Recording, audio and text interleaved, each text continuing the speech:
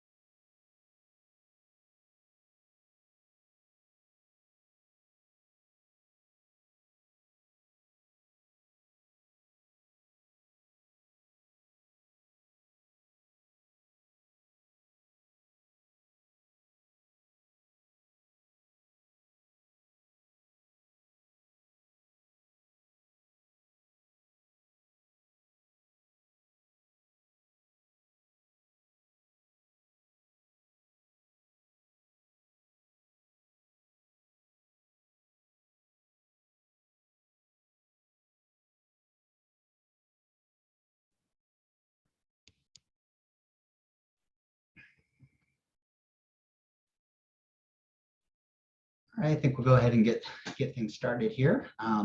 Thank you, everyone, for joining us tonight. My name is Noah Burke. I'm with Wilson & Company. I'm working with High Street Consulting and New Mexico Department of Transportation. Tonight, we're going to be talking about the New Mexico Electric Vehicle Infrastructure Deployment Plan. And this is our public engagement meeting for District 4.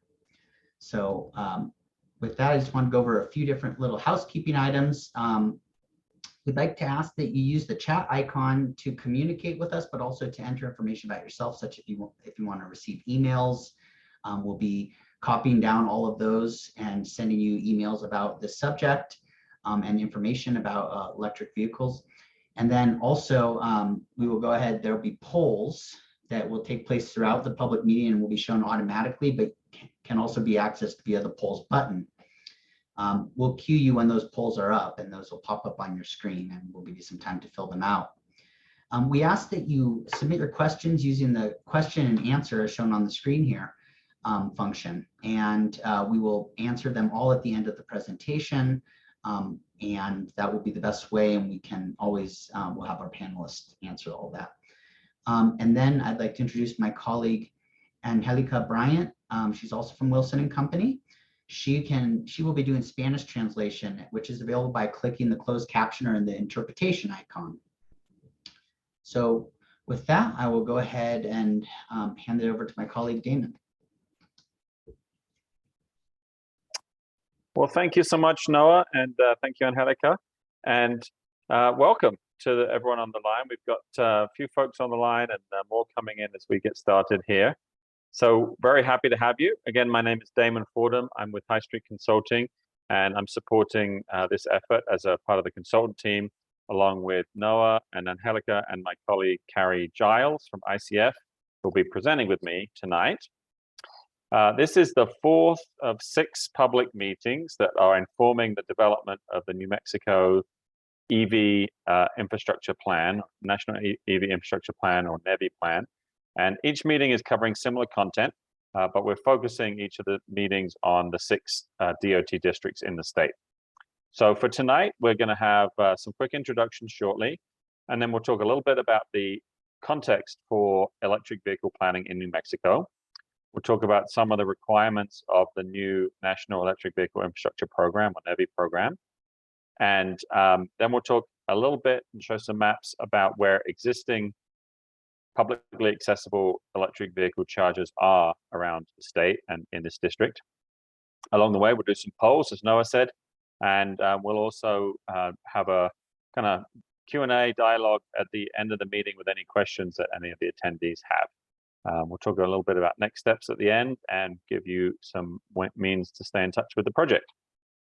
So tonight we've scheduled about 90 minutes, but we may need less than that given it's a smaller group and depending on how many questions we have. But we're very glad you're here. And with that, I'd like to turn it over to our colleagues at the New Mexico DOT to introduce themselves.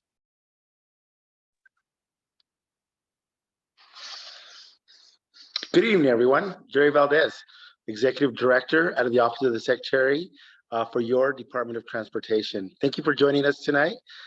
We really appreciate the time that you're taking to get to know the program a little better. And we're really looking forward to hearing your feedback and understanding what your needs are in your communities.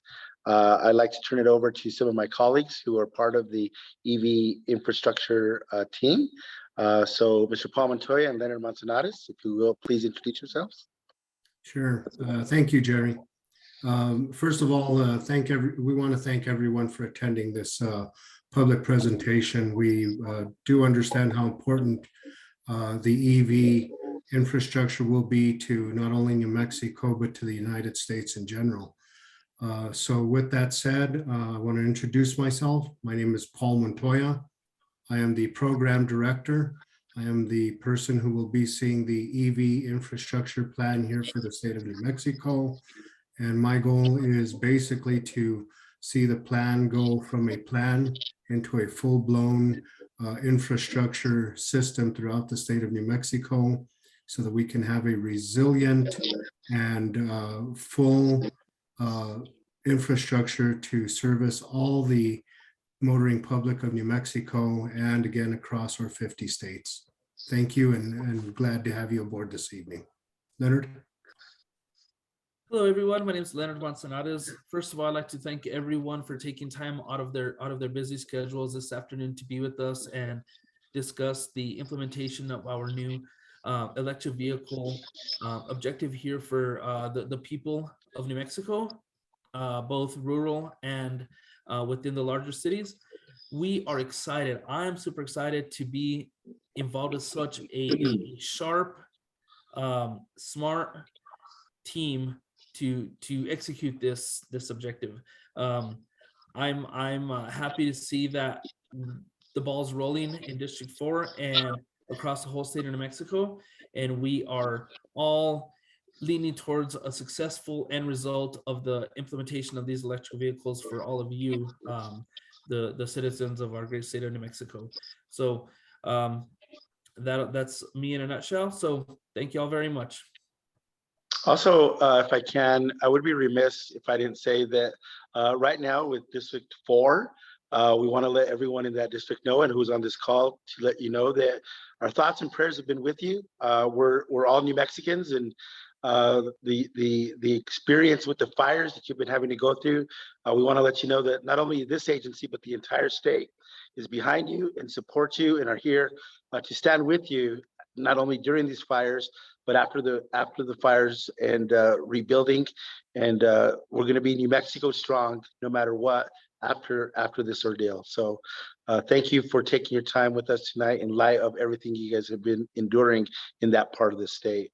I also have Claudia Rochard from our Department of Environment, who's on the call as well. I would love for her to say a couple words because she is a key player as we work with our sister agencies to make sure that we're looking at all aspects of this implementation. Along with the Environment Department, we've also had Energy and Minerals, PRC, GSD, and other stakeholders that have been huge contributors. So Claudia, I'd love if you'd introduce yourself as well. Thank you all, and thank you to this great team that's bringing forward a really good planning around the EV infrastructure. I'm Claudia Borchert. I work for the New Mexico Environment Department. I'm their climate change policy coordinator. And it's been really great to work with a lot of the different state agencies. We each have a different focus point lots of times, and it's really key that we stay coordinated, which we've been doing a really good job on, so that we have a coordinated approach to decarbonizing transportation. And this is a very important piece. Thank you for tuning in today. Thank you for providing us the kind of information that help us do better planning for you. And thank you for the team for this incredible presentation. I also want to really appreciate the fact that everything here is in English and in Spanish, as well as the translation opportunities. This is really what we're trying to do moving forward as a state, to try to make the information that we provide accessible to more people. And DOT is really leading in that effort. Thanks.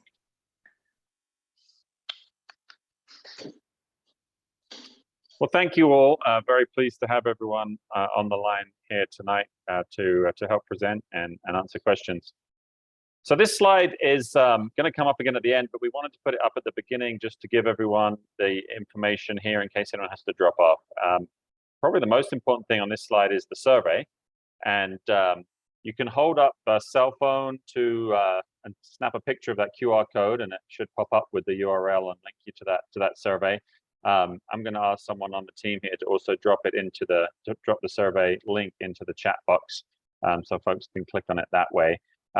It's not a super long survey, but it does have some questions that are going to really help inform the development of our plan. So we would love you to take that survey and forward it on to any stakeholders or family members or friends or anyone you can think of who might have something to say that would be helpful for us to hear. We also have a dedicated email address for this project. That's nmdot.neviplan@state.nm.us, and that is being monitored, and we'll be getting back to folks and taking all the valuable input that comes in by email at that address.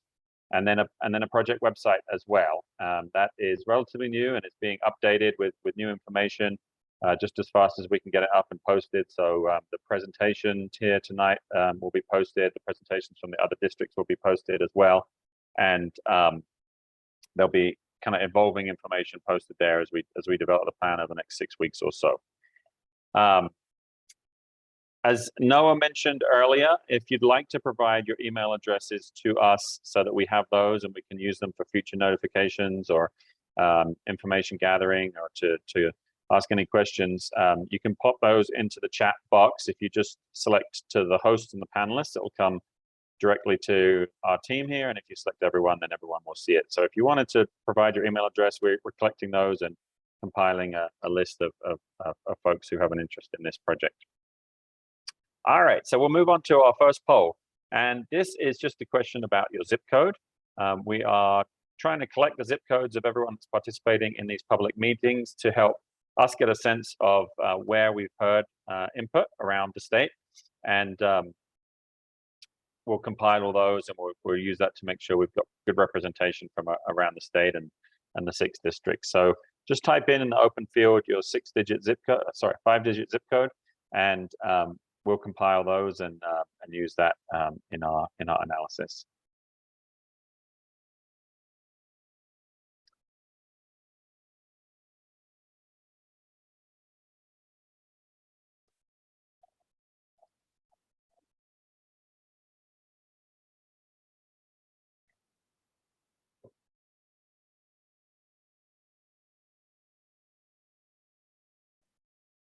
And if the poll didn't pop up, I know a little bit of feedback on the last one that some people weren't getting the automatic poll popping up. So you can just click on that poll button down at the bottom, and that should bring it up. All right, we can probably move on there, Noah. Very good. Well, thanks for that. All right, let's go to the next slide. So one thing that we wanted to do kind of right off the bat was just to make sure we're all on the same page about what we're talking about. So electric vehicles are also called EVs, and they may be known as battery electric vehicles or pure electric vehicles. So they use a battery pack to store all of the electrical energy to power the motor. They do not have an internal combustion engine. and therefore they don't use traditional liquid fuels like gasoline or diesel. You charge the batteries by plugging the vehicle into an electric power source called a charger. And when you're out using public chargers, those chargers may have one or more ports to charge individual EVs. So most folks that have battery electric vehicles charge them at home, probably overnight, and then maybe at their workplace as well. But for longer trips, when they are going between cities or across between states, they will need to be charged along the way, just like you would refuel a traditional internal combustion engine vehicle. And so they need access to publicly accessible EV charging stations, and those charging stations should be able to charge the vehicles relatively quickly so that they don't have to wait for too long. So that's what we're talking about tonight. We're talking about EVs and pure battery electric EVs that need to charge at publicly accessible charging stations. All right, next slide kind of shows some of the context here. There's a lot going on nationally around electric vehicles and around responding to climate change. The Bipartisan Infrastructure Law, which is also called the Infrastructure Investment and Jobs Act, is part of what brings us here today. So that was the big federal infrastructure legislation that passed, and we'll talk a little bit more about what that funded in some of the later slides. But first, within New Mexico, there's also a lot going on. In 2019, the governor signed an executive order that committed New Mexico to the Paris agreements and established a climate action priority for the state. And that executive order set a goal to reduce greenhouse gas emissions by 45% by 2030. And then subsequent work identified electrification as a key strategy in the transportation sector. Also in 2019, the state passed the Energy Transition Act that required investor-owned utilities to produce 100% carbon-free electricity by 2045. And the state began to distribute the funds that it received from the Volkswagen settlement. And those funds were targeted at reducing transportation emissions across the state, in part by funding EV charging infrastructure. In recent years, the Environment Department have been hard at work continuing to distribute those funds to qualified projects, and also leading a process for clean car rules, which were adopted earlier this month. So the clean car rule and the NEVI plan, go to the next slide, they will help to reduce transportation emissions across the state and go a long way in doing that. Transportation is the second largest source of greenhouse gas emissions in the state, but nationally it's the highest contributor. And about 97% of the emissions in the transportation sector are due to the combustion of fossil fuels. So when we electrify our vehicles, we really help to address climate change. The NEVI work is joining other efforts to address climate change that the DOT is undertaking. New Mexico DOT is actively working to build a climate change program, and that has various components. Resiliency planning is one, so that's a conscious effort to make sure that the transportation infrastructure in the state is more resilient to extreme weather and other hazards. Developing carbon reduction strategies, implementing multimodal plans, in particular active transportation bike ped plans, and then updating facilities with energy efficiency technologies and with solar. So those and other efforts will be in the works and being discussed as we move forward. So please look out for additional public meetings or stakeholder involvement opportunities for those efforts. All right, so this slide shows where electric vehicles are currently located in the state. These bright green blobs here are zip codes with at least 100 registered electric vehicles in them.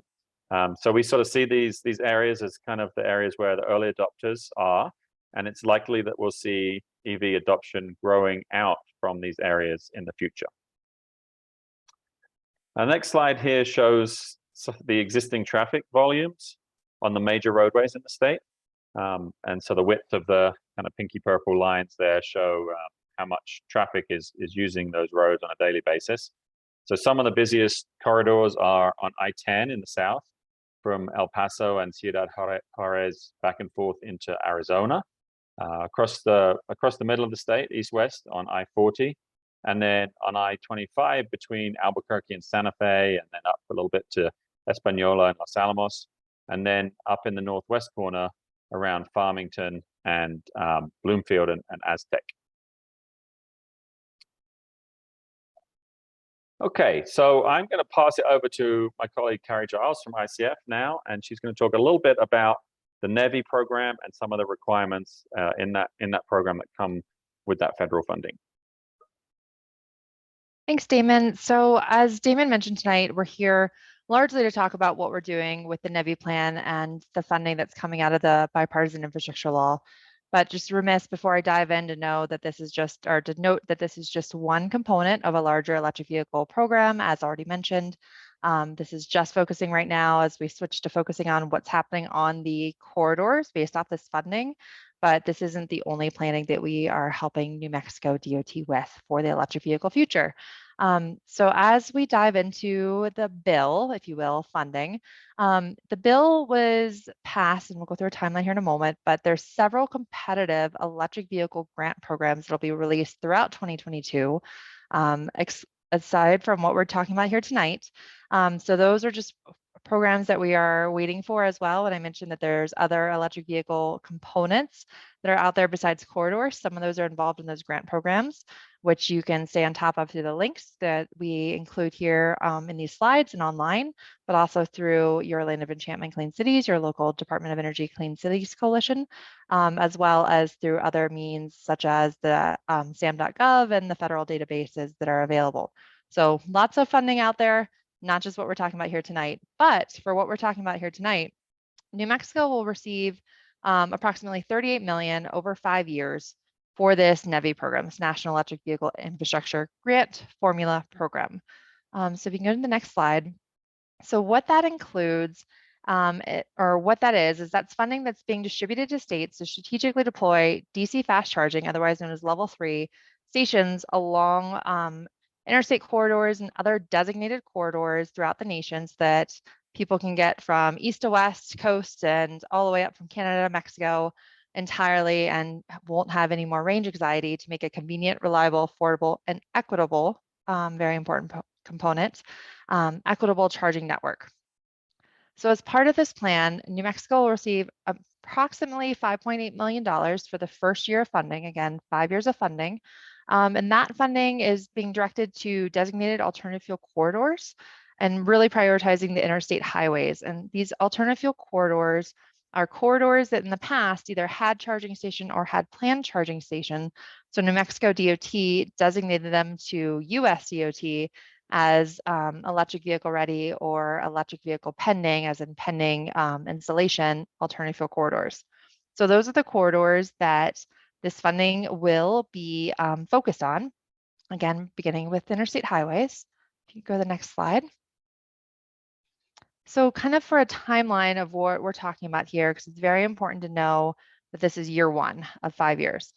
The bill was passed in November of last year, and the first round of guidance was received in February of this year. So a very quick turnaround there. We're currently waiting for some additional standards and requirements that are coming out from what's called the Joint Office of Energy and Transportation. So basically DOT and DOE.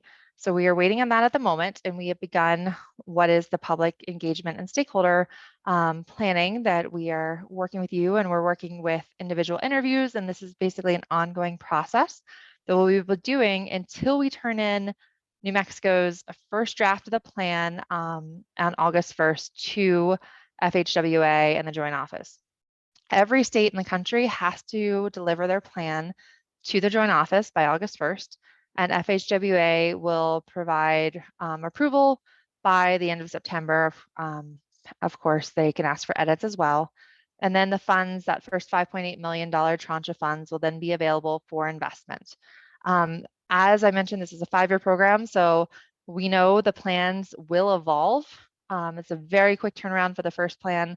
So as the market evolves, as private installations of charging stations happen, as vehicles change, as different politics happen over the next 5 years, we know that the plan will be updated and adapted as we go.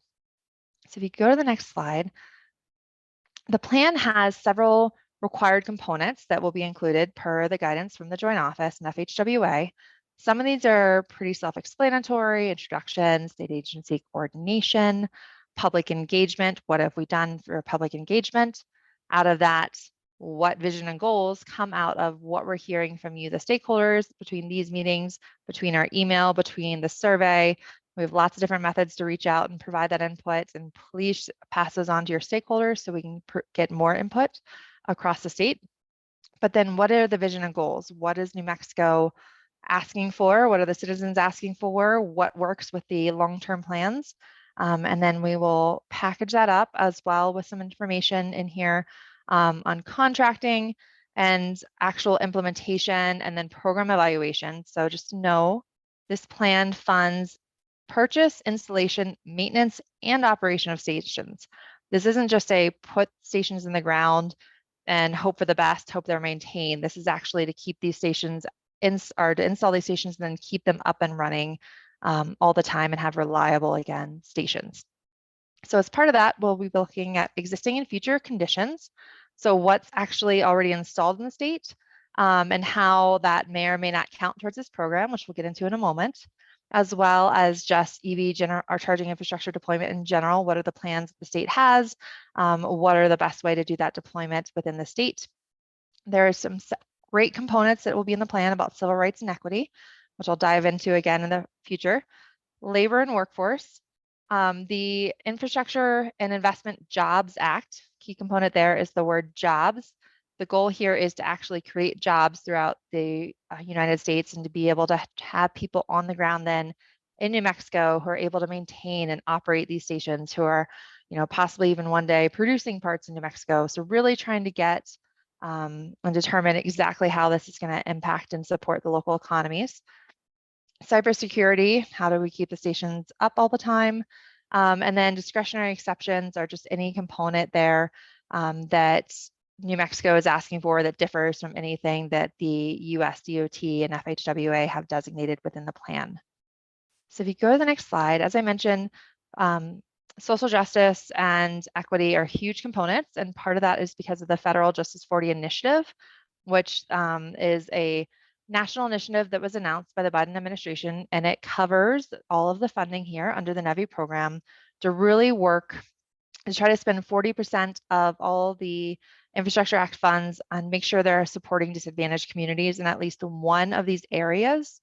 Typically, when we think of disadvantaged communities, most people look at income, they might look at race, they look at a couple, just a few different aspects of a population to determine what's disadvantaged, but we're taking a step further here. We have some of your typical disadvantaged communities descriptions here with going into linguistic isolation, unemployment, poverty at the end. But additionally, we're really looking beyond that here to see who's at risk from climate change, who has an energy burden that's higher than maybe their wealthier neighbors and can't afford that burden, and that's actually detrimental to their way of life. Traffic proximity or diesel exposure. Electric vehicles, we know right now that with the current market, we know prices are dropping on electric vehicles, but still not everyone can afford those. So what we're looking here is if we can't get people into an electric vehicle, if they happen to be living next to a highway, can we at least reduce the emissions from that highway by having more electric vehicles there so they get the secondhand, if you will, benefits of less emissions on the highways? So additional housing burden cost, proximity to pollution, which includes exposure to wastewater discharge, as well as air pollution triggers such as asthma, diabetes, heart disease, and more. So we're really looking at a very large array of possible justice and equity considerations here. We know, especially in New Mexico, we have some extremely rural areas that might hit several of these points, and then we have some areas in the large cities that might also hit several of these points in different ways. So we're really trying to see what we can do to balance the state there. If you could go to the next slide, please. And then as part of this, when I mentioned that we're looking at the existing conditions, there are several requirements for the NEVI program for how we can say that, yes, we have officially built out these corridors to meet the NEVI requirements.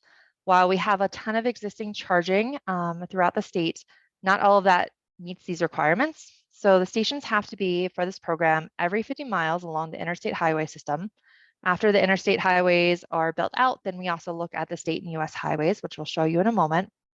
And then the stations also have to be within 1 mile of the exit. It can't be you go off a long off ramp and then you drive 3 miles across town to get to a charging station. This is supposed to be as convenient as a gas station would be. And we all know we hate those gas stations where we get off the exit and then they're actually across town. They're not right there.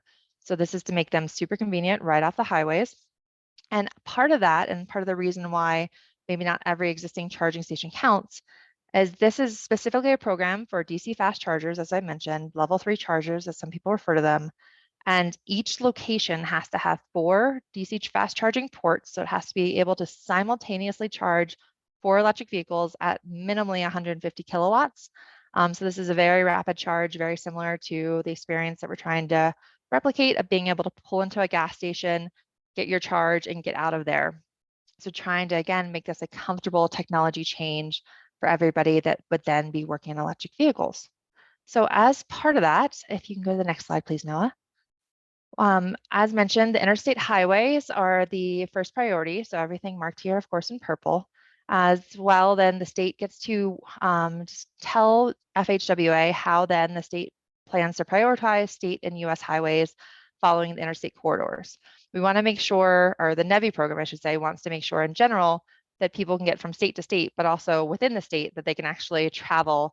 We wouldn't want it to just be these interstate corridors that get charging. So looking at some different flexible funding applications. So can we build up existing stations more to make them eligible? Do we have to start from scratch? Are there different methodologies that can be used to maximize these funds, such as pairing them with Volkswagen funding if there's leftover Volkswagen funding? For these stations, 80% of the stations will be funded by the NEVI program, and then 20% of the station will be a cost burden to whomever is the installer for these stations. So if you can just zoom into the next slide, please, Noah. So of course, for District 4 in particular, we have several interstates that will be, again, part of that first round of focus. So we're just trying to figure out exactly how, as this program, we distribute that and where we go about and we put these stations. And Damon will dive into that in a little bit more detail in a moment. And then also, I know we've already had some concern expressed a bit then about, okay, that's great. We've got the interstates covered. How do we get to the rest of the District 4?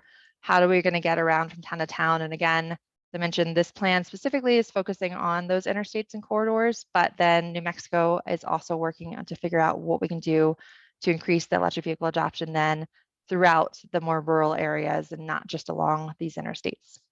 So we were going to do a quick poll here just to see what the people joining us tonight have. If you please let us know if you own or lease an electric vehicle, if you're planning to own or lease one, or if you have no interest at the moment, and maybe that is because you have no chargers.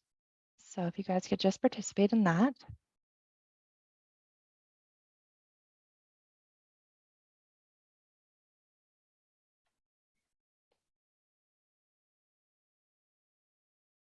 And then I will pass this over to Noah or to Damon.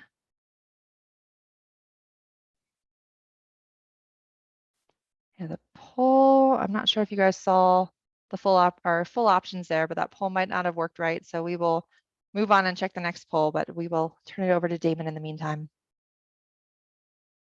Thanks, Carrie. Yeah, if you wanted to select the third choice there and you weren't able to, you could just pop that in the chat box for us if you'd like to. Okay, great. Very good. Let's move on to the next slide.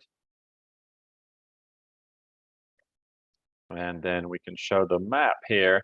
This shows all of the publicly accessible EV charging stations around the state as currently listed in the Oakfield Data Center database, which is maintained by the US Department of Energy, and they're verified stations that are verified to really be in existence and functioning.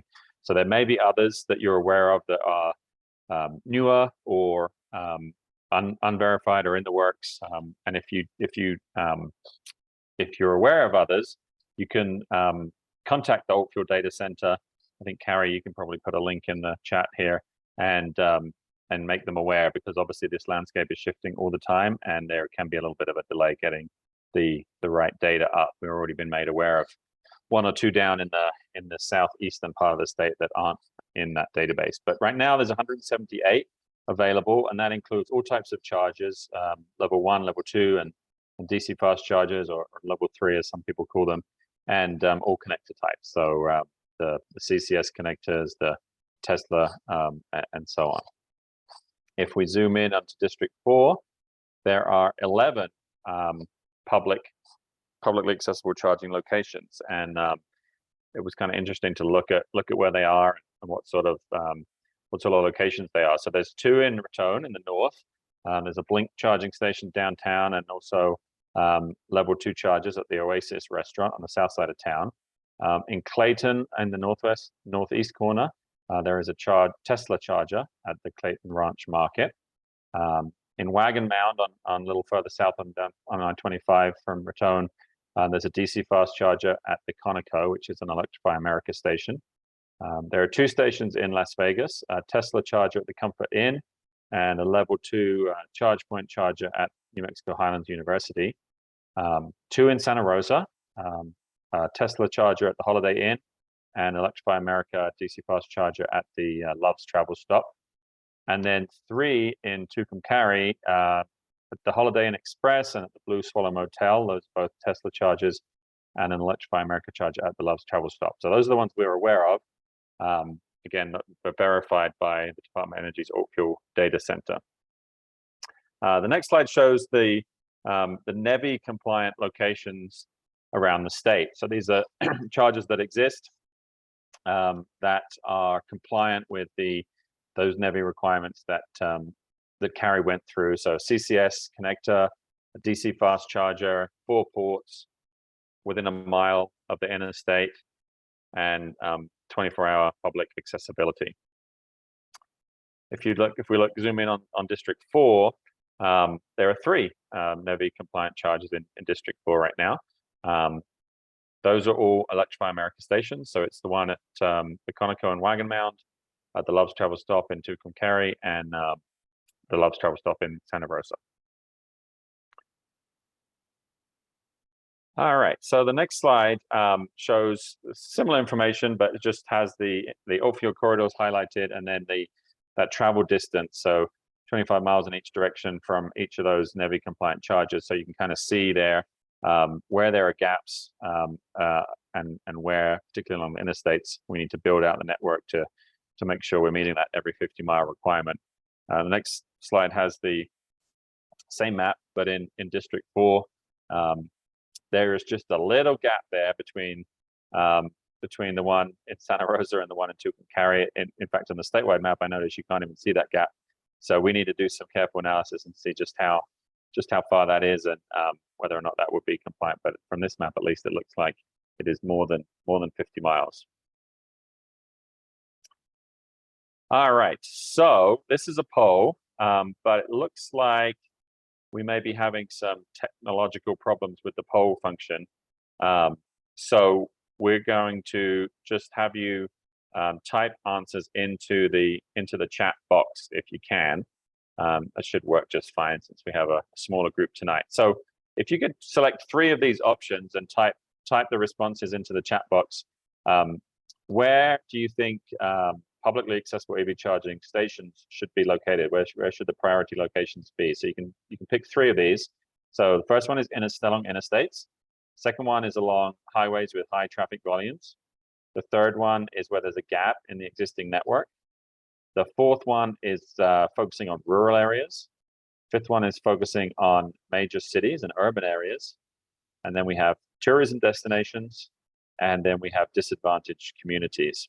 So we'll give folks a few minutes, and if you can just type in those responses into the chat box, we can pull your input into the analysis that way.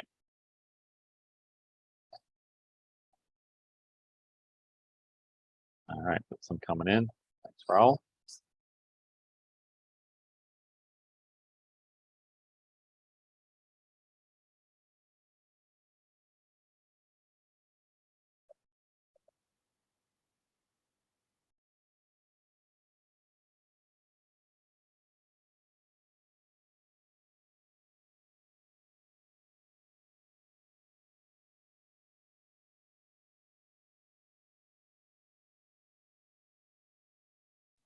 give folks another 30 seconds or so, maybe.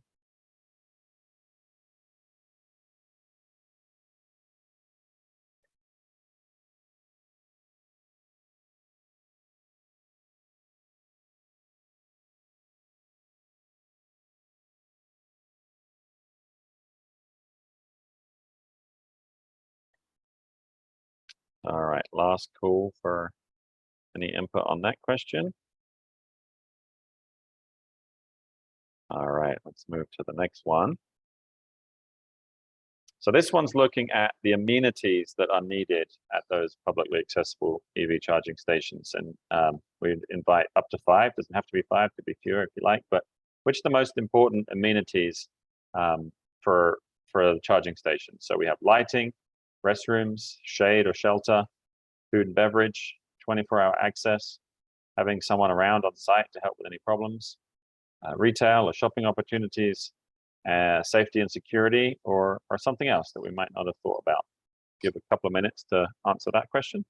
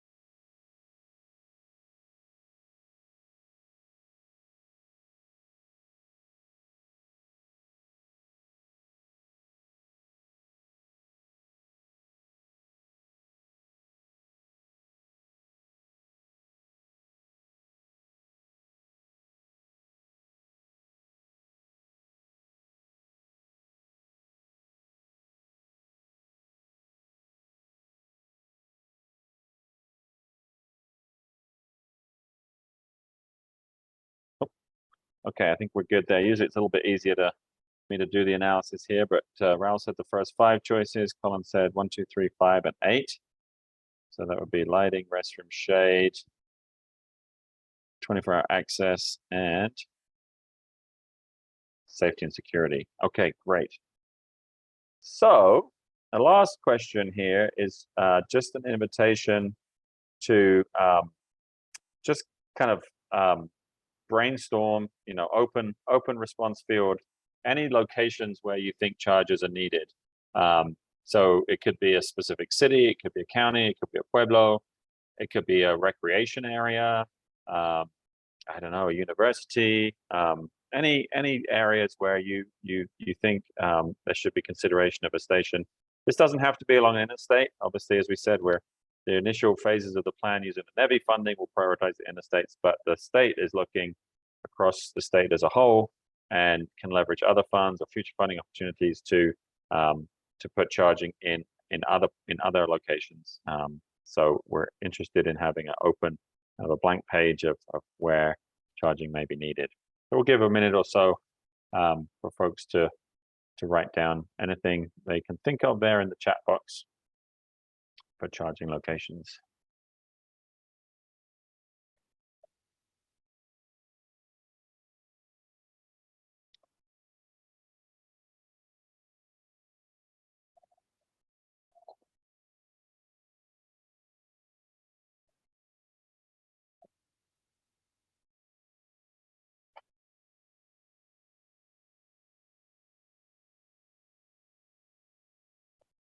All right.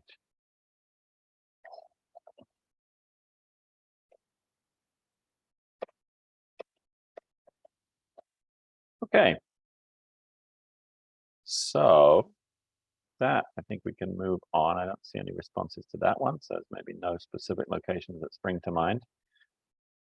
So we'll start to kind of wrap things up here. So we're running these public meetings. This is number 4 of 6, as we said.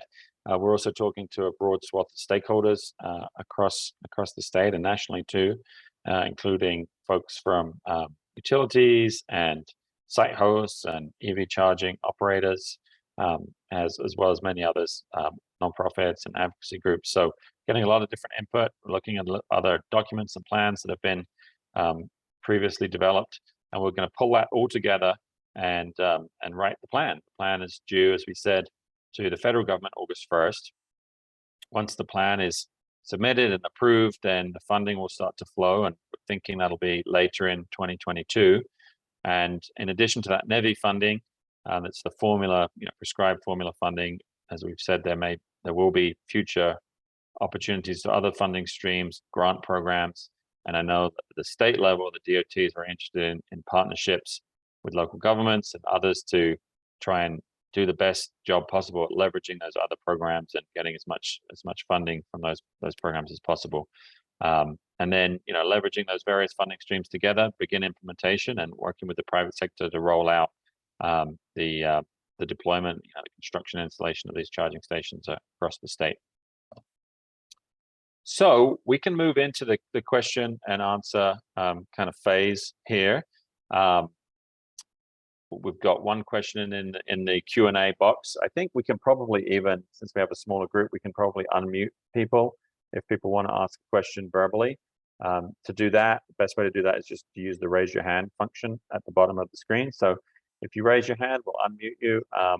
Otherwise, you can use the Q&A function to submit written questions, and we'll answer those. And there's one in the box right now that we can start with. If we just pop it to the next slide, Noah, then we can have that up on the screen as we do the Q&A, and people can jot those links down if they need to. All right, so the first question, this may be a question for Paul and folks at the DOT, but there's someone's pointing out that there's no Highway 456 on the map, and that apparently is an unpaved highway, but a scenic highway up in the northeastern part of the state there, connecting Oklahoma and Colorado. And I would say from our perspective, it's probably not on our map that we created because of the data set that we pulled in. I did notice a faint line on one of the maps, but it's not kind of a highlighted road. It's probably because it's not part of the national highway system, even though it may be an important route for that northeastern corner of the state. But I don't know if Paul, Leonard, you wanted to talk about that? I could take that one. I know throughout New Mexico, in the rural areas, there are some state highway owned roads, but they're not necessarily paved highways. They could be old rural routes that were adopted by the state highway. I know of at least 3 or 4 right off the top of my head that are in fact dirt roads, but they are considered state highway because they are owned by New Mexico Department of, well, I don't know if it's DOT, but by the state. I have to do a little more research myself, but I do know there are some that are New Mexico highways. And I'd just like to add to that. First of all, thank you for the question from our friends at Des Moines Village. Again, what we're looking at here first, this is, as Carrie has said, and Damon and all folks on the team, initially what we're doing right now is year 1. So we will be looking at the interstate system. First of all, we need to make sure that we are taking care of the interstate system first. Once we do that, again, we will have the option to look at discretionary funding to be able to allow us to reach out to the communities throughout the state of New Mexico. And again, dependent on the EV connection, mobility needs, and funding available, we will look at addressing the rest of the state of New Mexico. Because again, we understand that it's not just connecting the interstates that's important, but we have to connect the entire state to have a robust and resilient system that will serve all of New Mexicans. Thank you. Thanks, Paul, and yeah, thanks for the question. Another question here, which is something I'm not familiar with, but there is apparently a new Interstate 27 designation. And what are the plans for including that new interstate connecting Raton to Clayton and on into Texas? Definitely, and that is correct. There is a new interstate designation here in New Mexico. Currently, since it was not part of the interstate system when the designated areas were identified, it was not included. But I'm sure once construction is completed, and since that will be connecting us to our neighboring states, that'll be another aspect or another area that we'll need to look at. And again, it probably won't be part of phase 1 funding, but as we move down through years 2, 3, 4, and 5, we will look at building that out as well. Great. Thanks, Paul. Glad you were able to answer that one. Our question in the chat box, will the funding be managed by the New Mexico DOT or the local public entities by the proposed formula? Who will own and maintain the charging equipment? So 2 kind of separate questions there. Do you want to take that one, Paul? Or? Sure, definitely. Again, our goal is with the NEVI funding is to develop those partnerships to where we can basically get the funds out. Again, as Carrie also said, this is the Infrastructure Jobs Act, Infrastructure Investment Jobs Act. So New Mexico DOT does not plan in general on owning and maintaining the charging equipment, but we will be utilizing the funds to make sure that the charging stations are implemented per the federal government requirements. And also, we will be following up on the back end of the contracts to make sure that we have the 97% uptime of the equipment, what is being charged, what areas are being utilized more, and what areas may be being underutilized. But again, our goal is to work with the private sector, with local governments, and to enter into agreements with everyone so that we can, again, make sure that we have a strong, robust, resilient EV infrastructure system that'll not only be up and running for 1 year, but again, as we deploy the money, that the infrastructure will be up and running for years after. And Colin, a bit different from what you might be used to for some other Department of Energy funding programs in the past. This NEVI program has a requirement that stations have to be up 97% of the time, and that will be passed on to the station owners and operators. And so if they're not up or up for that percent of the time, then there's other repercussions there. But this is definitely, as I mentioned before, the owning and or the maintenance and operations are a very key part of this program. And actually to hopefully in the future be able to track when a station is up, when it's available online is one of the goals of the Infrastructure and Investment Jobs Act. That's going to be a responsibility of mine to make sure that they are operating at that 97% capacity all the time. So that's something I'm going to track the progress of over the next 5 years. So I'll take leading responsibility on making sure that is the case. Thank you, Colin.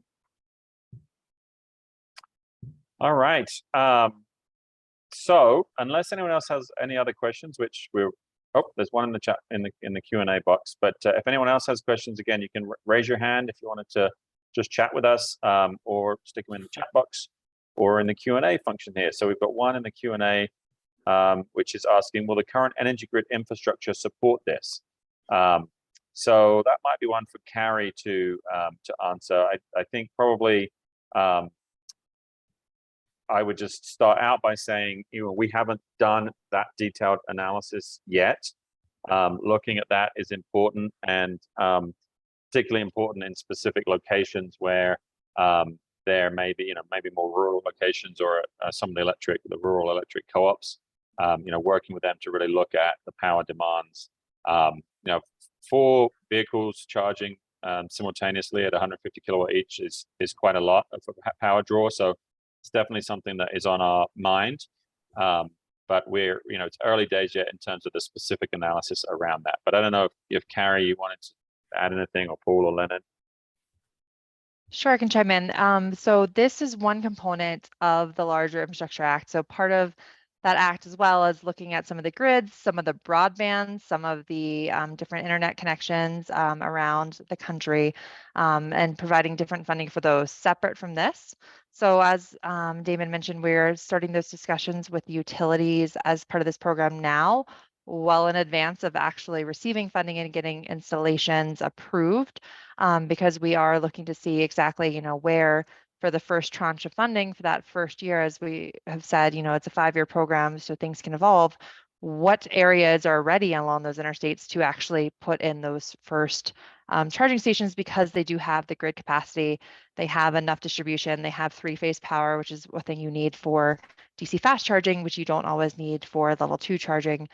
So we are evaluating that at the moment and working. I know the DOT is working as well with the utilities very closely here as we progress to make sure we have that available before any sites are actually approved in the future. Yeah, perfect response, Carrie, and that is what we are doing as well. We understand that we need to reach out to not only the major electric companies here in New Mexico, but we understand there are many cooperatives that we have to reach out with to ensure that we do have sufficient power for this undertaking of such a monumental infrastructure plan. Thank you, Carrie. Okay, I think we are all out of questions. So give a last chance, anyone to raise their hand or submit a question. But otherwise, while you think that through, I'll just remind everyone the link to the survey is in the chat box, and it's also accessed via this QR code.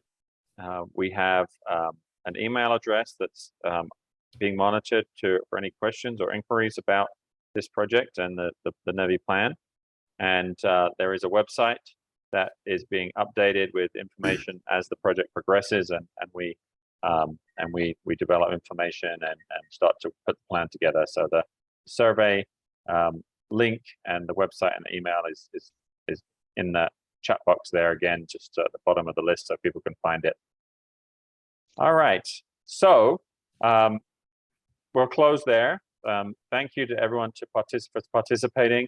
I'll let Paul kind of sign us out here, but always helpful to hear from folks and get the input from these specific areas around the state. So from our perspective on the consultant team, thank you, and everything you've shared with us tonight, we will put to good use in developing the plan. And thank you, Damon. Again, folks, we just want to thank each and every one of you for taking time from your busy schedules, from your personal schedule to sit with us this evening and learn a little bit about our New Mexico electronic vehicle infrastructure plan.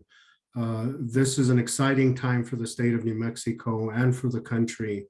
As we all know, climate change is affecting our world.